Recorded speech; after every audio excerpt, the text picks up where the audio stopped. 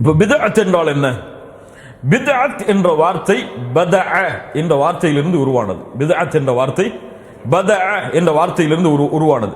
பதஅ என்ற சொற்றொடருக்கு கொடுக்கக்கூடிய விளக்கம் என்னவென்றால், பித்அத் என்றால் ஹிய ஷைஉல் முஹ்தஸ் அலா கைரி மிசாலின் சாபிக், முன்னால் எந்த உதாரணமும் இல்லாமல் புதிதாக ஒன்றை செய்வதற்கு பித்அத் என்று சொல்லப்படும். பித்அத் என்றால் என்ன? முன்னால் உதாரணமே இல்லாமல் ஒன்றை செய்வதற்கு பித்அத் என்று சொல்லப்படும். அல்லாஹ் இந்த வார்த்தையை குர்ஆனிலே பயன்படுத்துகிறான். எங்கே பயன்படுத்துகிறான்? சூரத்துல் பக்கராவுடைய 117வது வசனத்திலே பயன்படுத்துகிறான். பதீஉஸ் ஸமாவாதி வல் அர்த், வானங்கள் பூமிகளை முன் உதாரணம் இல்லாமல் படைத்தவன். பதீஉஸ் ஸமாவாதி வல் அர்த், வானங்கள் பூமிகளை முன் உதாரணம் இல்லாமல் படைத்தவன். அப்போ முன்னாடி எதுவுமே கிடையாது. அல்லாஹ் ரப்புல் ஆலமீன் இல்லாமல் ஒன்றை படைத்தான்.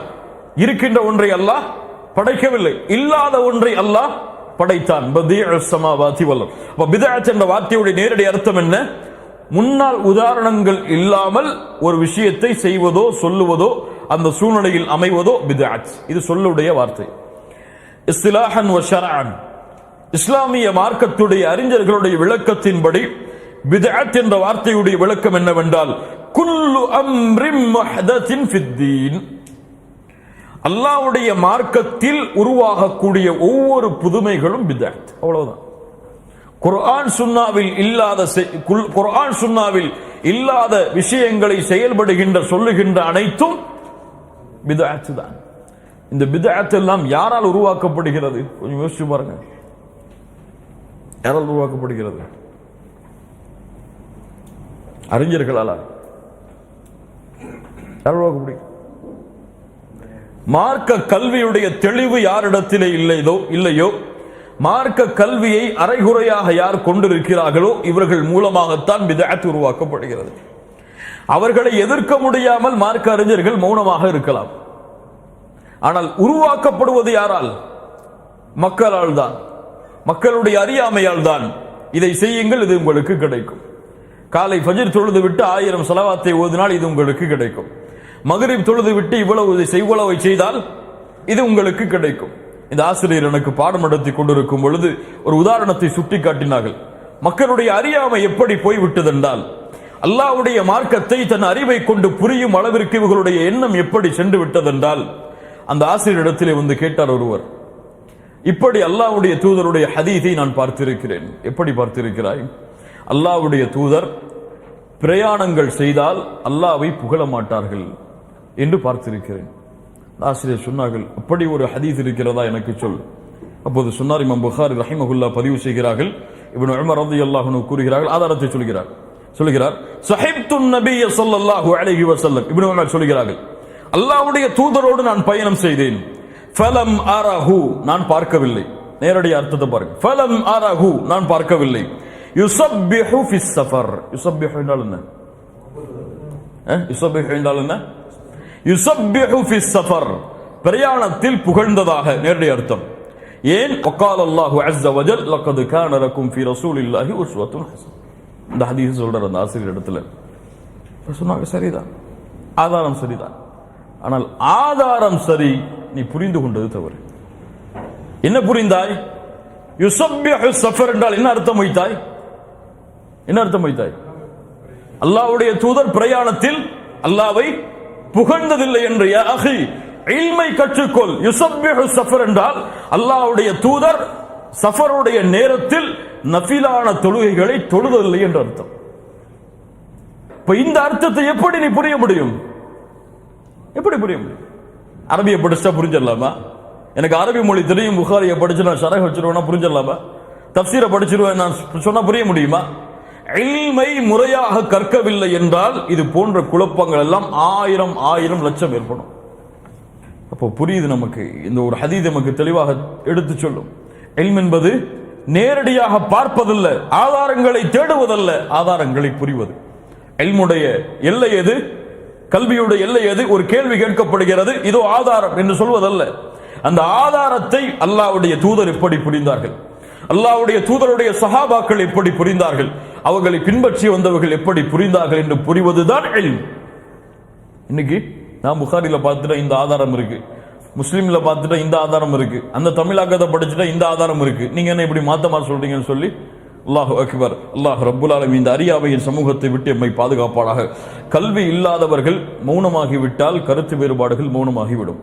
அடிக்கடி சொல்லுவோம் இந்த வார்த்தையை. கல்வி இல்லாதவர்கள் மௌனமாகிவிட்டால் கருத்து வேறுபாடுகள் அல்லாஹ்வுடைய மார்க்கத்தில் மௌனமாகிவிடும். பித்அத் என்றால் என்ன? இப்ப மார்க்கத்தில் புதுமைகளை, மார்க்கத்தில் இல்லாத ஒன்றை செய்வது பித்அத். அப்ப கார் பித்அத்தா? அப்போ மைக் பித்அத்தா? இப்ப இன்னைக்கு யூஸ் பண்ணக்கூடிய ஃபேஸ்புக், யூடியூப் எல்லாம் பித்அத்தா? அல்லாஹ்வுடைய தூதர் அதுல பிரசங்கம் செய்யலையே, அல்லாஹ்வுடைய தூதர் மைக்கை வச்சு பிரசங்கம் செய்யலையே, பித்அத்தா? அல்லாஹ்வுடைய தூதர் இப்படி எல்லாம் ஆடை அணிந்து அலங்கரித்து மார்க்க பணி செய்யலையே, இது பித்அத்தா?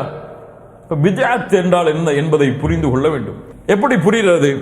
உமர் இப்னு கத்தாப் ரலியல்லாஹு அன்ஹு அல்லாஹ்வுடைய தூதருடைய காலத்திற்கு பிறகு கலீஃபாவாக மாறுகிறார்கள். அபூபக்கர் சித்திக் அவர்களுடைய மரணத்திற்கு பிறகு ரமதானுடைய மாதத்திற்கு பள்ளிக்கு வருகை தருகிறார்கள். வந்து பார்த்தால் மக்கள் எல்லோரும் அவரவர்களாக தனித்தனியாக நின்று தொழுது கொண்டிருக்கிறார்கள். அப்ப என்ன சொல்லுகிறார்கள்? உபய் இப்னு கஅபையும் இன்னொரு தோழரையும் அழைத்து, நீங்கள் இருவரும் ஜமாஅத்தோடு இந்த தராவீஹுடைய தொழுகை, கியாமுல் லைலுடைய தொழுகை நடத்துங்கள். தனித்தனி இமாம்களாக நின்று இப்படி பிரிந்து கிடப்பதை நான் பார்க்க விரும்பவில்லை. ஜமாஅத்தோடு நீங்கள் சேர்ந்து இந்த கியாமுல் லைலுடைய தொழுகையை தொழுங்கள் என்று உமர் இப்னு கத்தாப் அறிவுரை செய்கிறார்கள். அப்போது ஏன் இப்படி நீங்கள் செய்தீர்கள் என்று கேட்டதற்கு சொன்னார்கள், நிஅமல் பித்அத்து ஹாதி, இது பித்அத்துடைய நல்ல காரியம், நல்ல பித்அத், இது நல்ல பித்அத். இப்போ உமர் அவர்கள் செய்தது போன்று ஒரு நல்ல காரியத்தை செய்துவிட்டு இது நல்ல பித்அத் என்று சொல்லலாமா? பலர் ஆதாரங்கள் காட்டும் பொழுது இதைத்தான் ஆதாரமாக காட்டுவார்கள். உமர் நல்ல பித்அத் என்று சொன்னார். அப்ப பித்அத்திலும் நல்ல பித்அத் என்று கெட்ட பித்அத் என்று இருக்கிறது. அப்படி அல்ல. உமர் நல்ல பித்அத் என்று சொன்னார்கள் என்றால் இதை அல்லாஹ்வுடைய தூதர் தன்னுடைய வாழ்நாளில் செய்திருக்கிறார்களா? சுன்னாவில் ஏதாவது ஆதாரம் இருக்கிறதா உமர் இப்படி சொன்னதற்கு? ஆம், இருக்கிறது. அல்லாஹ்வுடைய தூதர் 3 நாட்கள் ஜமாஅத்தோடு தான் கியாமுல் லைலை தொழுதார்கள் ரமதானுடைய மாதத்தில். 4வது நாள் வரவில்லை, ஏன்? கடமையாகிவிடும் என்று பயந்து என்று சொன்னார்கள். 3 நாட்கள் அல்லாஹ்வுடைய தூதர் தொழுத ஆதாரம் இருக்கிறது ஜமாஅத்தோடு. மக்கள் அதற்கு பின்னால் செயல்படுத்தவில்லை, அல்லாஹ்வுடைய தூதர் தடுத்து விட்டதால், அல்லாஹ்வுடைய தூதர் வேண்டாம் என்றதால், கடமையாகிவிடும் என்று பயந்ததால், பின்னால் சுன்னா என்று எல்லோரும் புரிந்ததற்கு பிறகு உமர் அவர்கள் அல்லாஹ்வுடைய தூதர் செய்த காரியத்தை மீண்டும் ஏற்படுத்தி சொன்னார்கள், இது நல்ல பித்அத். அல்லாஹு அக்பர். இப்ப இது நல்ல பித்அத், கெட்ட பித்அத் என்பதற்குரிய விளக்கம். மார்க்கத்தில் நல்ல பித்அத், கெட்ட பித்அத் என்றெல்லாம் கிடையாது. இமாம் நவவி ரஹிமஹுல்லாஹ் அவர்கள் சொன்னார்கள், பித்அத் என்றால் ஹிய மா லம் யகுன் ஃபி அஹதின் நபி, அல்லாஹ்வுடைய தூதருடைய காலத்தில் இல்லாதது. ஒட்டுமொத்த உலமாக்களுடைய பித்அத்துடைய கருத்து என்னவென்றால், குர்ஆன் சுன்னாவில் இல்லாத, சஹாபாக்களுடைய இஜ்மாஇல் ஒட்டுமொத்த சஹாபாக்களும் ஒன்று சேர்ந்து முடிவெடுத்த விஷயத்தில் இல்லாத ஒரு விஷயத்தை மார்க்கத்தில் சொல்லுவதோ செயல்படுவதோ அதை செய்யும்படி மக்களுக்கு ஏவுவதோ அதுதான் பித்அத். இந்த பித்அத்துடைய ஒட்டுமொத்த சுருக்கமான விளக்கம். சரி, இப்ப பித்அத், நல்ல பித்அத், கெட்ட பித்அத் என்று சொல்லுபவர்கள் சொல்லக்கூடிய 2வது ஆதாரம். முதல் ஆதாரம் உமர் இப்னு கத்தாபுடைய அந்த ஹதீஸ், நிஅமல் பித்அ, அதற்கு விளக்கம் கிடைத்து விட்டது, சரிதானே? 2வது பித்அத், அப்துல்லாஹ் இப்னு மஸ்ஊத் ரலியல்லாஹு அன்ஹு அவர்கள் கூறுகிறார்கள், அல்லாஹ் ரப்புல் ஆலமீன் மனிதர்களின் உள்ளங்களை பார்த்தான், அதில் முஹம்மது ரசூலுல்லாஹ்வுடைய உள்ளத்தை அல்லாஹ் சிறந்த உள்ளமாக தேர்ந்தெடுத்தான், ரிசாலத்தை கொடுத்தான், தனக்கென அல்லாஹ் தேர்ந்தெடுத்தான். 2வது மனிதர்களுடைய உள்ளங்களை பார்த்தான், ஃபவஜத குலூப அஸ்ஹாபிஹி, சஹாபாக்களுடைய உள்ளத்தை அல்லாஹ் தேர்ந்தெடுத்தான், சிறந்த உள்ளங்களாக அவர்களை அல்லாஹ்வுடைய தூதருடைய நபியாக, தோழர்களாக ஆக்கினான், அல்லாஹ்வுடைய மார்க்கத்திற்கு போராடும்படி ஆக்கினான் என்று சொல்லிவிட்டு அல்லாஹ்வுடைய தூதர் சொன்னார்கள், ஃபமன் ரஅல் முஸ்லிமூன ஹஸனன் ஃபஹுவ இன்தல்லாஹி ஹஸன், முஸ்லிம்களிடத்தில் எது நன்மையாக கருதப்படுமோ அது அல்லாஹ்விடத்தில் நன்மையாக கருதப்படும். இப்ப முஸ்லிம்கள் எல்லாம் சேர்ந்து ஒன்று நன்மைன்னு முடிவு பண்ணிட்டா நன்மையாயிரலாமா இந்த ஹதீஸின் அடிப்படையில்? மேலும் சொன்னார்கள், முஸ்லிம்கள் எல்லோரும் தீமை என்று எதை கருதுகிறார்களோ அது அல்லாஹ்விடத்தில் தீமை. இந்த ஹதீஸை யார் அறிவிக்கிறான்னு சொன்னோம்? இப்னு மஸ்ஊத் ரலியல்லாஹு அன்ஹு. இப்போ முஸ்லிம்களிடத்தில் நன்மை என்றால் அல்லாஹ்விடத்தில் நன்மை, முஸ்லிம்களிடத்தில் தீமை என்றால் அல்லாஹ்விடத்தில் தீமை. அவர்கள் எப்படி புரிந்தார்கள் சொன்னவர்கள் இந்த ஹதீஸை? அவர்கள் இறுதியாக சொல்கிறார்கள் وَقَدْ رَأَى أَصْحَابُ النَّبِيِّ صَلَّى اللَّهُ عَلَيْهِ وَسَلَّمَ جَمِيعًا أَن يَسْتَخْلِفُوا أَبَا بَكْرٍ. முஸ்லிம்கள் எல்லோரும் சேர்ந்து முடிவெடுத்தார்கள் அபூபக்கரை ஹலீஃபாவாக மாற்றுவதென்று. அபூபக்கரை அல்லாஹ்வுடைய தூதர் ஹலீஃபாவாக ஆக்குங்கள் என்று எங்கேயாவது நேரடியாக சொன்னார்களா? சஹாபாக்கள் செய்தார்கள். சஹாபாக்கள் புரிந்தது எதை? உலகத்துடைய நன்மையான காரியங்களில் முஸ்லிம்கள் ஒன்று சேர்ந்து முடிவெடுத்தால் அது நன்மை. இதற்கு ஆதாரம் என்ன? இந்த ஹதீஸை அறிவிக்கக்கூடிய இப்னு மஸ்ஊத் இந்த ஹதீஸுடைய இறுதியில் என்ன சொல்கிறார்கள்? முஸ்லிம்கள் எல்லோரும் ஒன்று சேர்ந்து அபூபக்கரை கலீஃபாவாக தேர்ந்தெடுத்தார்கள். இப்ப ஹிலாஃபத்தை தேர்ந்தெடுப்பது அல்லாஹ்வுடைய தூதருடைய வார்த்தையில் இல்லை என்றால் முஸ்லிம்கள் நலனுக்காக ஒன்று சேர்ந்து தேர்ந்தெடுப்பார்கள். இப்ப இதைத்தான் அல்லாஹ்வுடைய தூதர் முஸ்லிம்களிடத்தில் நன்மை என்றால் அல்லாஹ்விடத்தில் நன்மை என்று சொன்னார்கள். மூன்றாவது என்ன ஹதீஸை சொல்லுவார்கள்? மன் சன்ன ஃபில் இஸ்லாமி சுன்னத்தன் ஹஸனா, நன்மையான ஒரு சுன்னாவை அல்லாஹ்வுடைய தூதருடைய மார்க்கத்தில் யார் ஆரம்பிக்கிறாரோ அவருக்கு அந்த கூலியும், அவரை யாரெல்லாம் பின்பற்றுகிறார்களோ அவர்களுடைய கூலியும் குறையில்லாமல் அவருக்கு கிடைக்கும். இப்ப இந்த ஹதீஸையும் வைத்துக் கொண்டு நன்மையான காரியங்களை செய்வது தவறு கிடையாது, மார்க்கத்தில் அல்லாஹ்வுடைய தூதர் செய்யவில்லை என்றாலும். இப்ப இந்த ஹதீஸுடைய விளக்கம் என்ன? ஒரு ஹதீஸ் சொல்லப்படுகிறது என்றால் அந்த ஹதீஸ் எப்போது சொல்லப்பட்டது என்ற கல்வியுடைய ஞானம் இருக்க வேண்டும். இப்போதான் சொல்லணும் மக்கள்கிட்ட. அந்த ஹதீஸ் எப்போது இறக்கப்பட்டது என்று தெரியாமல் சட்டம் சொல்லக்கூடாது. இந்த ஹதீஸ் எப்போது கொடுக்கப்பட்டது? அல்லாஹ்வுடைய தூதர் ஸல்லல்லாஹு அலைஹி வஸல்லமுடைய சபையில் சஹாபாக்கள் இருக்கும் பொழுது ஒரு ஏழையான தோற்றத்தில் ஆடைகள் எல்லாம் கிழிந்து தங்களுடைய ஆடைகளுடைய மர்மஸ்தானங்கள் கூட வெளிப்படும் அளவிற்கு கிழிந்த நிலையில் ஏழ்மையான தோற்றத்தில் ஒரு கூட்டம் அல்லாஹ்வுடைய தூதரை பார்க்க வருகிறது. முஸ்லிம்களில் அல்லாஹ்வுடைய தூதர் ஸல்லல்லாஹு அலைஹி வஸல்லம் அந்த ஏழ்மையான சஹாபாக்களை பார்த்தவுடன் அல்லாஹ்வுடைய தூதருடைய முகம் சிவந்து விடுகிறது. அல்லாஹு அக்பர். தன் சமூகத்துடைய நிலைமையை பார்த்தவுடன் முகம் சிவந்து விடுகிறது. மிம்பரின் மீது ஏறுகிறார்கள். இப்படிப்பட்ட நிலைமையில் முஸ்லிம் சமூகம் இருக்கிறது. யார் அல்லாஹ்வுடைய பாதையில் இவ்வளவை கொடுக்கிறார்களோ அவர்களுக்கு இந்த கூலி என்று கூறிவிட்டு இறுதியாக சொன்னார்கள், ஒரு பேரித்தம்பழத்தின் துண்டை அல்லாஹ்வுடைய பாதையில் சதக்கா செய்தேனும் நரகத்திலிருந்து உங்களை பாதுகாத்துக் கொள்ளுங்கள். ஒரு சஹாபி எழுந்தார்கள், மிகப்பெரிய தொகையை கொடுத்தார்கள். இன்னொரு சஹாபி எழுந்தார், மிகப்பெரிய தொகையை கொடுத்தார்கள். அப்போது சொன்னார்கள், அல்லாஹ்வுடைய தூதருடைய மார்க்கத்தில் நன்மையான காரியத்தை யார் தொடங்குகிறாரோ அவரை பின்பற்றக்கூடியவர்களுக்கும் அந்த கூலி கிடைக்கும், அவரை பின்பற்றக்கூடியவர்களுடைய கூலியும் அவருக்கு கிடைக்கும், எந்த குறைவில்லாமல். இந்த ஹதீஸ் எப்போது சொல்லப்பட்டது? சதக்காவுடைய விஷயத்தில் ஒருவர் முன்னால் சென்ற பொழுது அவரை பின்தொடர்ந்து மற்ற சஹாபாக்களும் சதக்காவை ஆரம்பம் செய்யும் பொழுது அல்லாஹ்வுடைய தூதர் சொன்ன ஹதீஸ் இது. அதனால் நல்ல பித்அத் கெட்ட பித்அத் என்றெல்லாம் கிடையாது. பித்அத் ஒன்றுதான், கெட்டது தீயது அவ்வளவுதான்.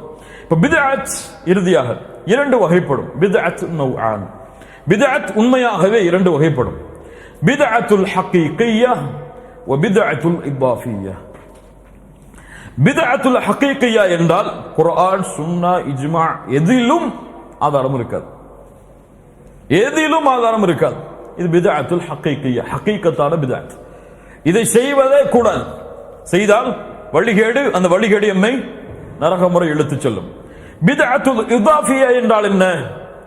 இந்த பித்அத் ரெண்டுமே சபிக்கப்பட்டதுதான், ரெண்டுமே அனுமதிக்கப்பட்டது கிடையாது. இதாஃபியா என்றால் என்ன?